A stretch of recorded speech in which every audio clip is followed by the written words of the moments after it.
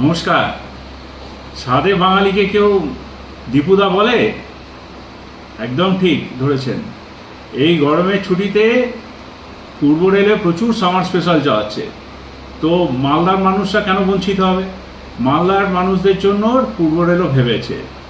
প্রতি শনিবার দুপুর 1:35 মালদা থেকে ট্রেন ছাড়বে দীঘার উদ্দেশ্যে। ভাবতেও পারেননি তো? হ্যাঁ, সত্যি কথাই। প্রতি শনিবার এখন থেকে 20 তারিখ থেকে 29 জুন পর্যন্ত প্রতিদিন শনিবার দুপুর 1:25 মালদা থেকে ট্রেনটি ছাড়বে, যেটি দীঘায় পৌঁছবে ভোর 4টে রবিবার দিন। আবার রবিবার সকাল 8টায় ছাড়বে, যেটি মালদায় গিয়ে পৌঁছবে রাত্রি 10:30টায়। এই সুযোগ হাতছাড়া করবেন না।